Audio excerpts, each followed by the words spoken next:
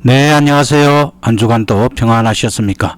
오늘도 수요 성경 공부 성경총론 제150강 디모데 후서 3장 말씀에서 배우고 확신한 복음에 거하는 삶이라는 말씀으로 공부하도록 하겠습니다.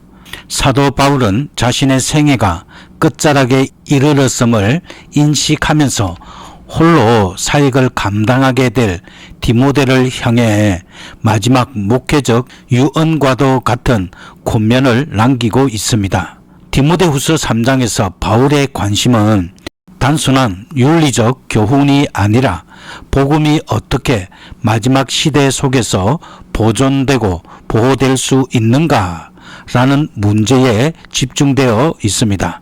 바울은 말세에 나타날 인간의 타락상을 분명히 진단한 후 그러한 시대를 살아가는 하나님의 백성들이 의지해야 할 유일한 토대가 무엇인지 명확히 제시합니다. 그것은 곧 배우고 확신한 복음에 거하는 삶, 그리고 하나님의 영감으로 된 성경 말씀에 굳게 서는 신앙이 되어야 합니다. 첫 번째로 디모데 후서 3장 1절에서 9절 말씀에서 말세에 나타날 죄악상에 대해서 살펴보겠습니다. 오늘날 세대를 말세 지말이라고 말합니다. 말세 지말이라는 말은 마지막 중에서도 마지막이 가까웠다라는 말입니다. 이때는 죄악이 관영한 세상이 될 것입니다. 사도 바울이 말하는 말세는 단순히 세상의 종말 직전만을 의미하지 않습니다. 이는 예수 그리스도의 초림부터 재림까지 이어지는 교회 시대 전체로 이해해야 합니다. 그러나 동시에 바울은 재림이 가까워질수록 이러한 죄악의 양상이 더욱 노골적이고 집약적으로 드러날 것을 경고합니다. 바울은 말세에 사람들이 범할 죄악을 19가지로 열거하는데 그 핵심은 하나님 중심성의 붕괴입니다. 특히 하나님을 향한 두 가지 근본 죄악이 두드러집니다. 첫째는 하나님보다 쾌락을 더 사랑하는 죄이며, 둘째는 경건의 모양은 있으나 경건의 능력을 부인하는 외식적 신앙입니다. 이는 인간이 노골적으로 하나님을 부인하기보다는 종교적 형식을 유지한 채 실제로는 하나님을 삶의 주인으로 인정하지 않는 상태를 의미합니다. 이러한 말세의 악인들은 공통적으로 세 가지 특징을 지닙니다. 첫째는 얀네와 암브레가 모세를 대적했던 것처럼 하나님의 계시된 말씀과 복음의 진리를 대적합니다. 둘째는 그들의 마음은 이미 부패하여 진리를 분별할 능력을 상실합니다. 셋째는 결국 믿음에서 파선하여 하나님께서 내버려 두시는 상태에 이르게 됩니다.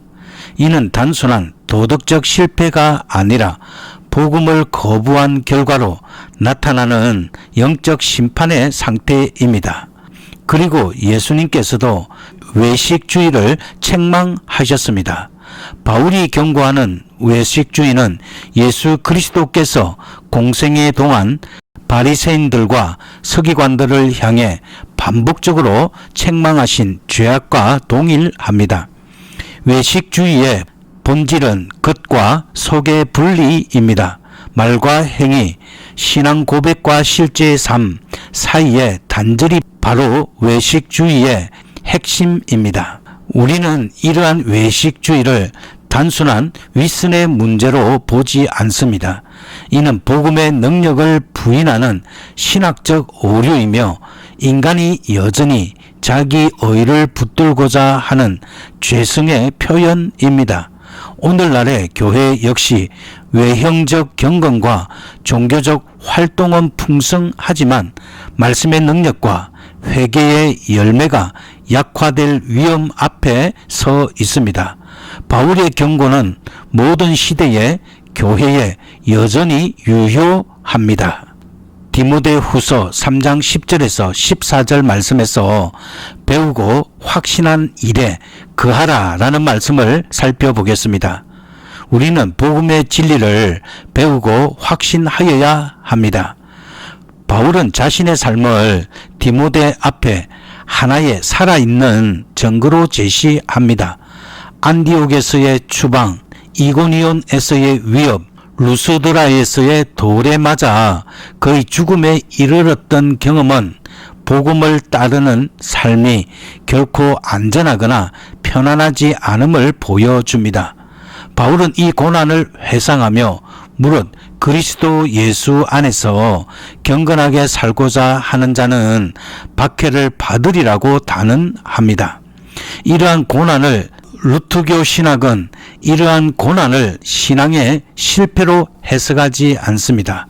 오히려 이는 십자가 신학의 필연적인 열매입니다. 복음은 세상의 가치 체계와 충돌하기 때문에 참된 신앙은 언제나 대가를 요구합니다. 이러한 상황 속에서 바울은 디모데에게 배우고 확신한 일에 거하라고 명령합니다.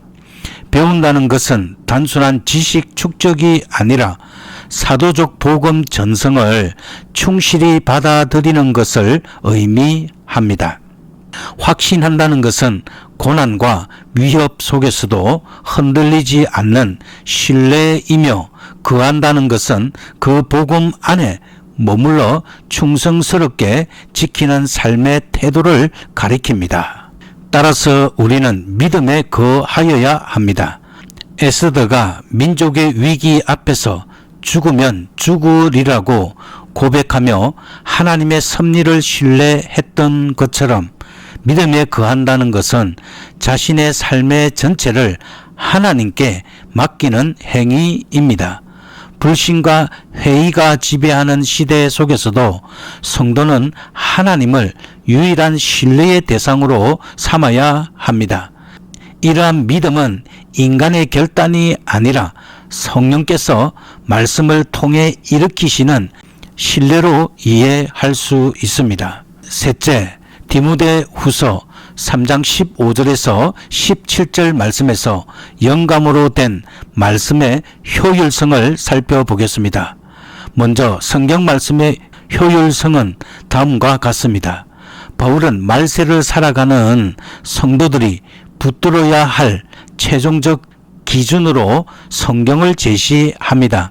그는 성경을 하나님의 감동으로 된 말씀이라고 정의하는데, 이는 우리가 고백하는 성경의 영광과 무오성 교리와 정확히 일치합니다. 성경은 인간의 종교적 성찰의 산물이 아니라 하나님께서 인간 저자들의 언어와 개성을 사용하셔서 기록하게 하신 하나님의 특별 계시입니다. 하나님께서 성경을 주신 목적은 두 가지입니다.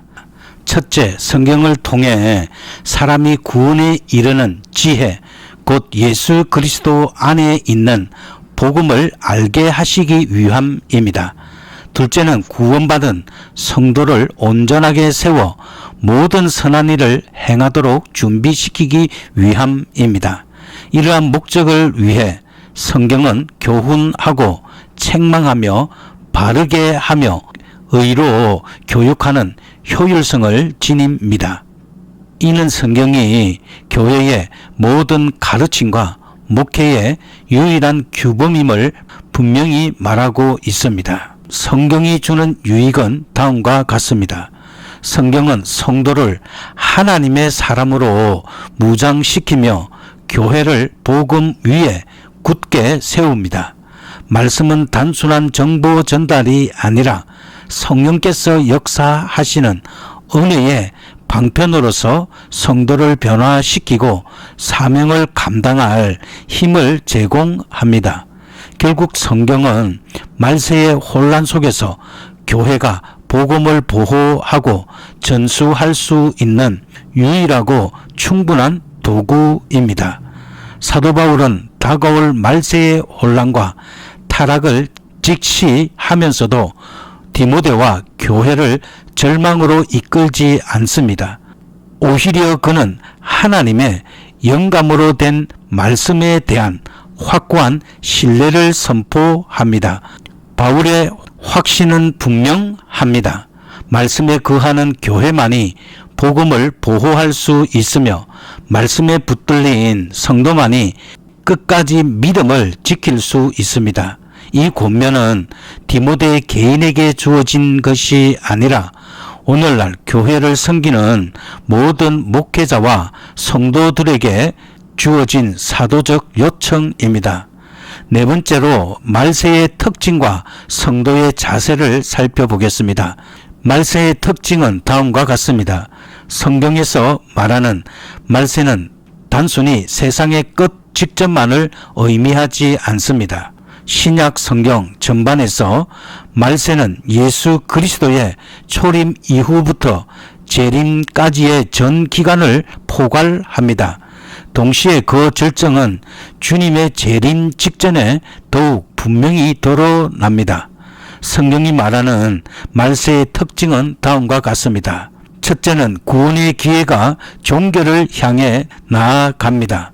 그리고 두 번째는 예수님의 재림은 예고 없이 임하며 심판을 동반합니다. 세 번째는 노아 시대처럼 영적 무감각과 도덕적 타락이 만연합니다. 넷째는 배도의 현상이 먼저 나타납니다. 다섯 번째는 불법과 사랑이 식어짐이 확산됩니다. 여섯 번째는 주님은 불 가운데 나타나 심판하십니다. 일곱 번째는 불법한 자는 결국 주님의 심판 아래 멸망합니다.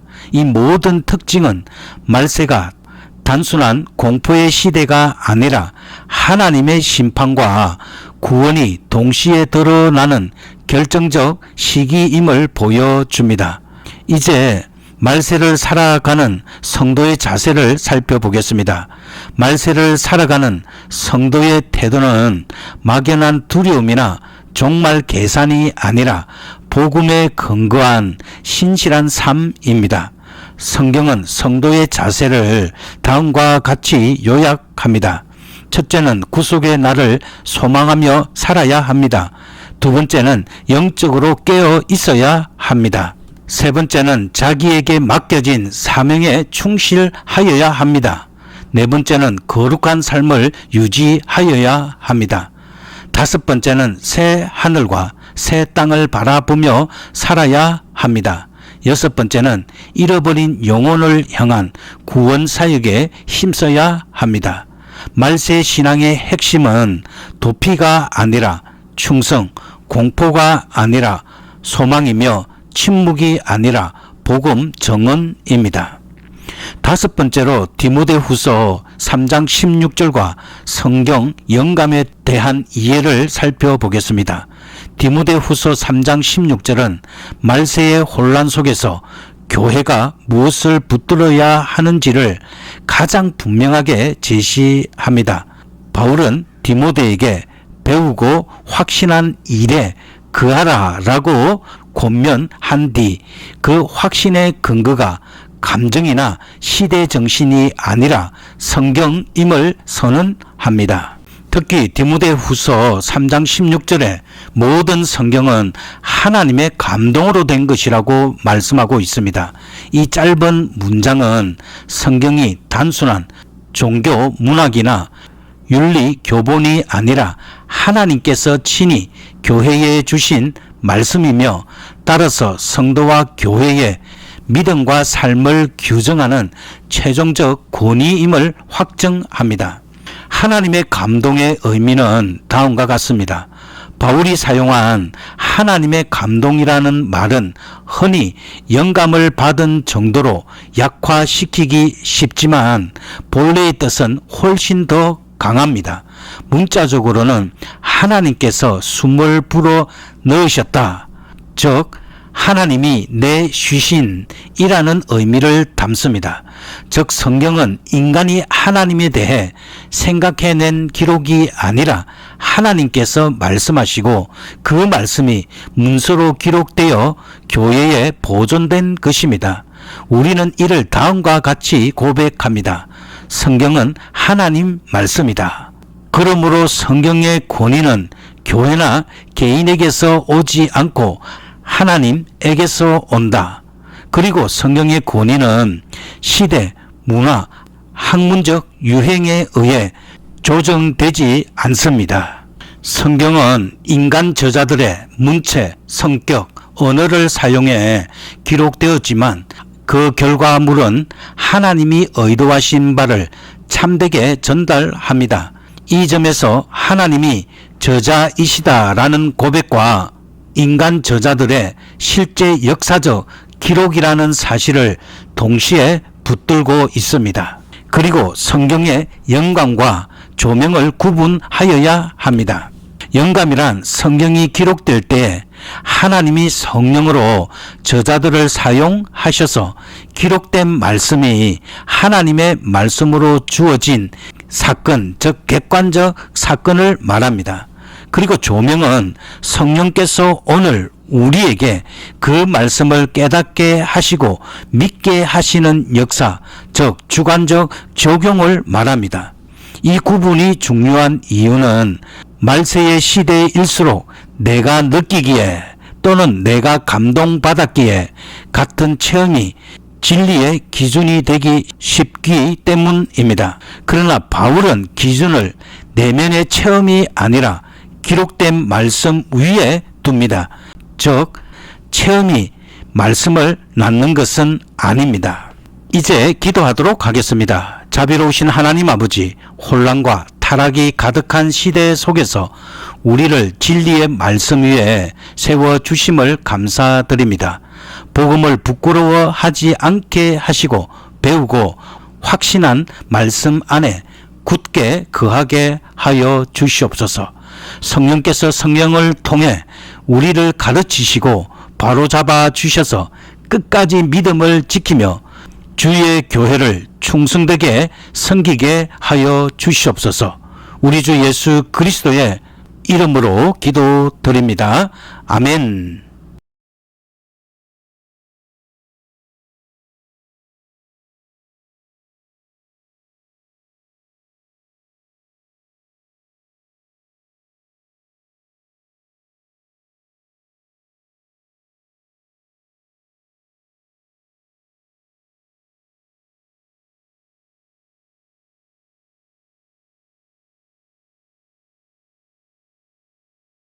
바로잡아 주셔서 끝까지 믿음을 지키며